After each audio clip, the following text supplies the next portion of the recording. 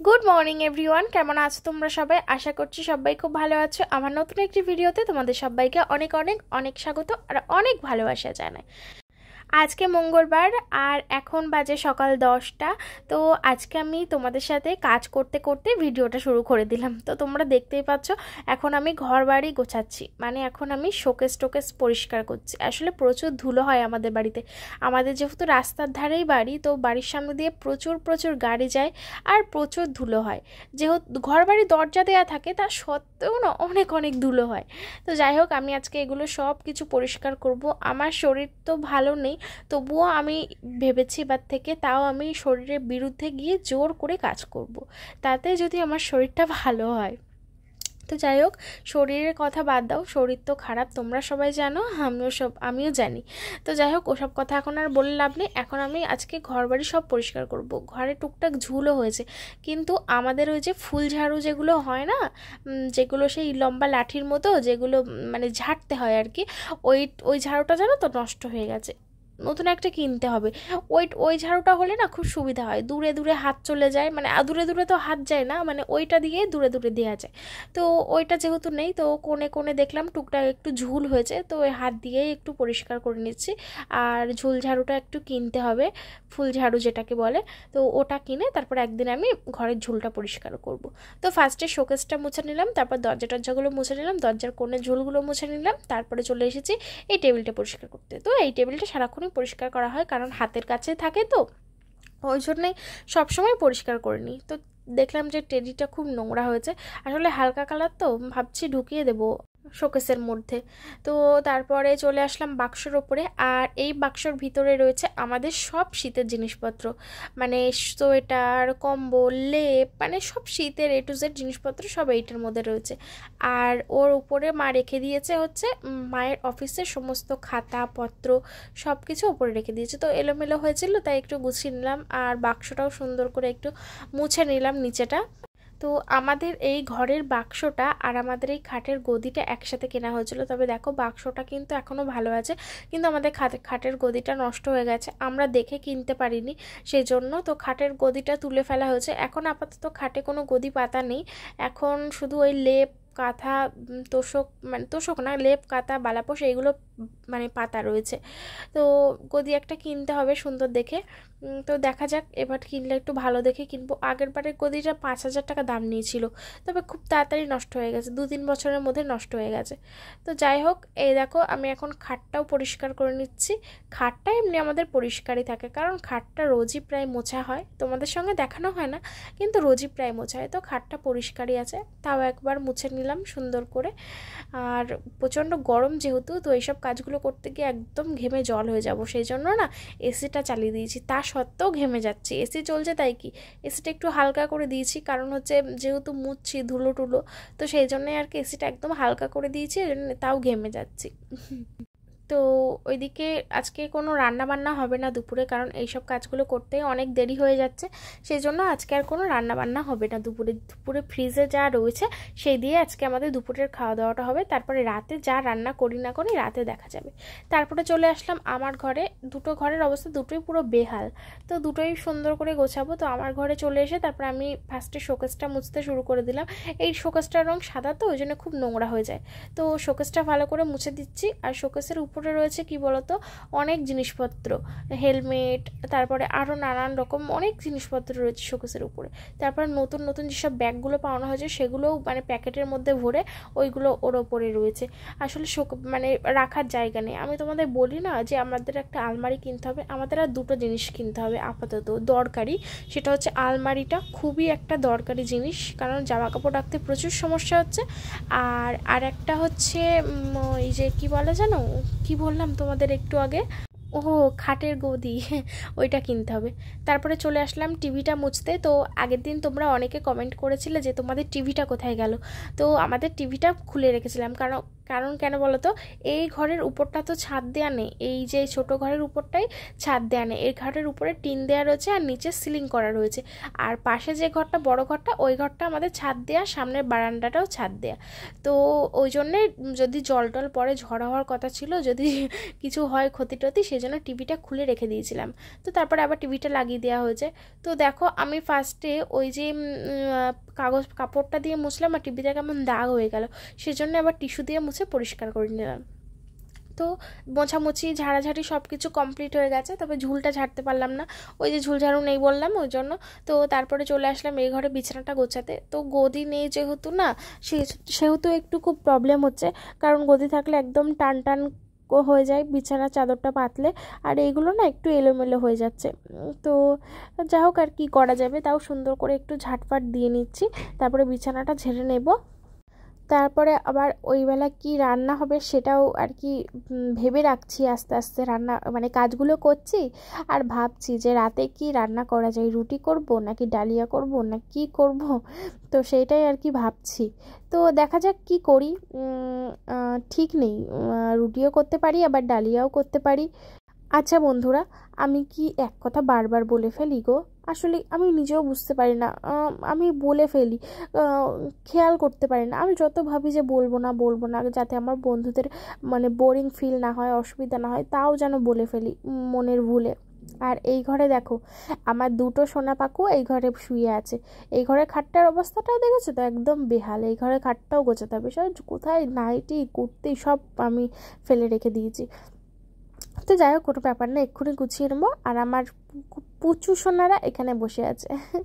এই যে আমার যে সোনা পাখুকে আমি কোলে তুলে নিলাম, কারণ ওই ঘর আমি গোছাবো, সেই জন্য ওকে কোলে তুলে নিয়ে বললাম তুমি এখানে শোও, আমি পাশের ঘরে গিয়ে বিছানাটা গুছিয়ে নিয়ে আসি। তারপরে এখানে চিংকি রয়েছে, চিংকি তো কোলে আসে না, আমি জানি আমি যদি এক্ষুনি খাটের ওই পাশে যাই আর ও ফুট করে নিচে পালাবে, কারণ ও এত ভীতু। আর ওর পায়ে জানো তো লেগেছে, কোথায় গেছিলো গিয়ে পাটা কেটে নিয়ে এসছে, পা ফেলতেই পারছে না। কিন্তু ওকে ওষুধ খাওয়াবো কী করে, ও তো কোলেই আসে না। তাও আগের দিন রাত্রিবেলা আমি জোর করে ধরে ঘাটের ওইখানটা ধরে রাজকে বলেছি তুই ওর পায়ে হলুদ লাগিয়ে দিবি, হলুদ গরম করে তাই লাগিয়ে দিয়েছিলাম। তো ওষুধ তো খাওয়াতে পারবো না ওকে, কারণ ও কাছেই আসে না, কামড় দেয়, প্রচণ্ড ভয় লাগে আমার ওকে কোলে নিতে। তো যাই হোক, আমি তো এই ঘরে থাকি, এসি চলে পাশের ঘরে, তো সমস্যা হয় না, আমি এসিতে থাকি না। আমার এই ঘরটাই পারফেক্ট, একদম হালকা হালকা ঠান্ডা হাওয়া আসে, আর গায়ে একটা হালকা কাঁথা নিলেই ব্যাস আমার একদম সুন্দর একটা লাগে। আমি প্রপার এসিতে থাকতে যেন আমার এখন অসুবিধা হয়, একদম হালকা হালকা এই ঘরে ঠান্ডাটা আসে, তো এইটাই আমার বেস্ট লাগে। তো দেখো বন্ধুরা, তোমাদের সাথে কথা বলতে বলতে আমার সমস্ত কাজ টাজ সব হয়ে গেছে, এবং এবার হচ্ছে ঘর ঝাড় দিতে হবে, ঘর ঝাড় দিলেই ব্যাস আমার কমপ্লিট। আমার জন্য তো খুব কষ্ট হচ্ছে কাজ করতে। তোমরা সবাই এত ভালো কি বলবো, তোমরা কমেন্ট বক্সে এত ভালো ভালো কথা লেখো যে এইটা করো ওইটা করো, এইটা করো না ওইটা করো না। মানে সত্যি আমি ভাবি যে আমি যদি কোনো প্রবলেমে পড়ি, মানে আমার মানে সৎ বুদ্ধি দেওয়া মানুষ অভাব নেই। মানে তোমরা আমাকে এত ভালো কমেন্ট করো, মানে যে এইটা করো ওইটা করো, এক্সারসাইজ করো। তো এক্সারসাইজটা আমি এখনও করতে পারছি না, বিশ্বাস করো বন্ধুরা, আমার সারা গা হাত পা ব্যথা, আমি করতে কোনো এনার্জিও লাগছে না। তাছাড়া আমার এই যে হাই প্রেশার, পুরো একদম হাত পা কাঁপছে, আমি কিছুতেই করতে পারছি না। তো যাই হোক, আমি জিমে ভর্তি হব কদিন পরে, তোমাদের তো বললাম যে দিদির বাড়ির থেকে ঘুরে আসি আগে, তারপর আমি জিমে ভর্তি হব, না হলে কামাই হয়ে যাবে, সেই জন্য। তো অনেকেই তোমরা জানো না যে আমার কি হয়েছে। তো আমার পিসিওডি প্রবলেম হয়েছে, হাই প্রেশার, আর এই যে এই প্রবলেমটাই হয়েছে। অনেক যারা জানো না তাদের জন্য বলে দিলাম, ঠিক আছে? আর যারা জানো তারা তো সবাই জানো, কারণ আমার পরিবারের সবাই জানো, আমি জানি। তো বন্ধুরা, আমার ভিডিওটা যদি ভালো লাগে তো সাবস্ক্রাইব করে দাও, তাড়াতাড়ি 40,000 করে দাও না প্লিজ, করে দাও 40,000। তো যাই হোক, ঘর ঝাড় দেওয়া হয়ে গেছে, স্নান টান করতে যাবো এবার। বাবারে বাবা, বাইরে প্রচণ্ড গরম, কি বলবো।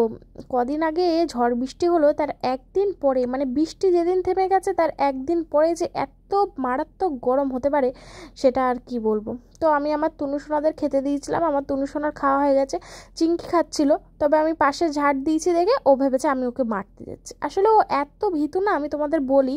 তো খুব ভয় পায়, তো ওই জন্য খাওয়া থেকে উঠে গেছে। তারপর আমি আবার যখন চলে যাবো এখান থেকে তারপরে আবার খাওয়া দাওয়া শুরু করবে। তো অনেক নোংরা বেরিয়েছে। দিদি তো সকালেই কাজ বাজ করে দিয়েছে, ঘরটর মুছে দিয়ে যায়। তারপরে যেহেতু সব ঝাড়া পোছা করলাম তো অনেকটা নোংরা বেরিয়েছিলো, তাই আবার সুন্দর করে ঝাড় দিয়ে দিলাম। আগের দিন আমি তোমাদের বলেছিলাম যে আমার মা দিনে বোধহয় 10-20 বার ঘর ঝাড় দেয়। তো একজন কমেন্ট করেছে অতিরিক্ত বাড়াবাড়ি, মিথ্যে কথা বলে, ন্যাকামি। আসলে এটা ন্যাকামি না, আমি কেন বলবো মিথ্যে কথা, এটা সত্যি সত্যি আমার মা এমনই, বিশ্বাস করো, আমরা তাই রেগে যাই। তো বন্ধুরা প্রচুর প্রচুর কাজ করেছি, একটা না, কষ্ট হচ্ছে, একদম পুরো ঘেমে গেছি, ঘেমে পুরো শেষ। 5টা মিনিট বসবো, বসে তাই স্নান করতে যাব, ঠিক আছে? বিশাল কষ্ট হচ্ছে।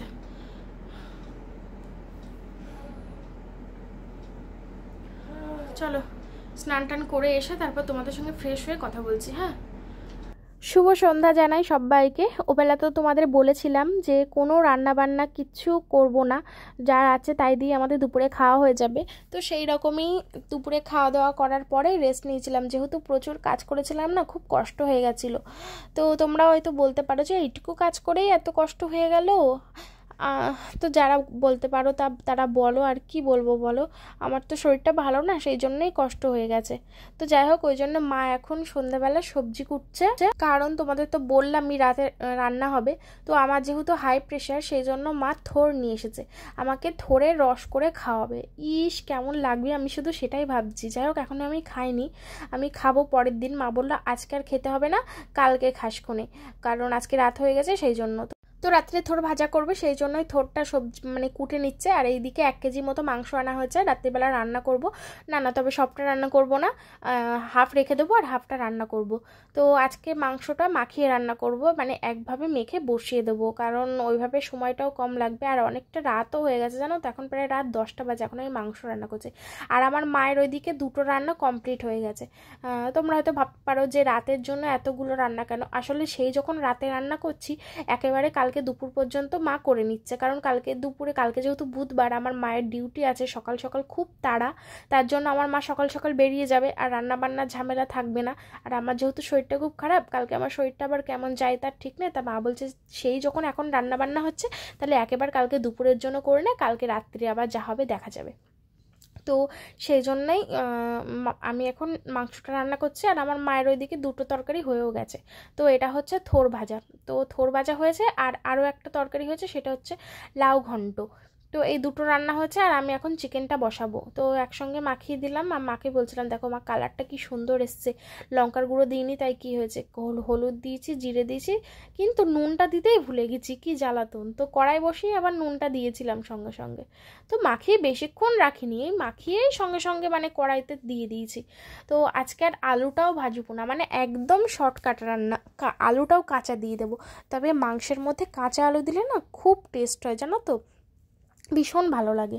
তো আমি কড়াইয়ের মধ্যে মাংসটা দিয়ে দিলাম, ব্যাস এবার ভালো করে কষাবো, কষাতেই থাকবো। তারপরে জল দিয়ে দেবো, তারপরে সিদ্ধ হবে, সিদ্ধ হয়ে অল্প একটু জল দেবো, মানে সিদ্ধ হওয়ার মতো। তারপর সিদ্ধ হয়ে গেলে তারপরে তেল যখন ছেড়ে দেবে, তখন আবার একটু জল দিয়ে ঢাকা চাপা দিয়ে, তারপরে নামানোর আগে গরম মশলা বা মিট মশলা যাই হোক দিয়ে নামিয়ে দেবো। এইভাবে আমরা মাংস রান্না করি। আর এই দেখো নুনটা দিয়ে দিলাম, এখন হঠাৎ করে মনে হলো যে নুনই তো দিইনি, যেটা না হলে টেস্ট হবে না। আর আমাকে সবাই বারণ করেছে আমার বাড়ি থেকে যে আমাকে আর কাঁচা লবণ খাওয়া যাবে না, আর নুন কম খেতে হবে। আমি জানো তো প্রচুর নুন খাই, আমি শুধু এইটাই ভাবছি যে সমস্ত খারাপ জিনিসগুলোই কি আমি করতাম, কেন করতাম, আর এখন সব কিছু আমাকে ছেড়ে দিতে হচ্ছে, আমি পাগল হয়ে যাচ্ছি। তো যাই হোক, আমাকে এখন আর নুন খাওয়া যাবে না, আলু খাওয়া যাবে না, আলু অল্প খাওয়া যাবে, আলু খাওয়া যাবে না, কিচ্ছু খাওয়া যাবে না। তো যাই হোক, সব কিছু মেনে নিয়েছি, আর কি করব বলো, জীবনে বেঁচে থাকতে গেলে কত কিছু করতে হয়। আমি না এই খাওয়াটাই ত্যাগ করে দিলাম, যেটা সব থেকে প্রিয় ছিল আমার।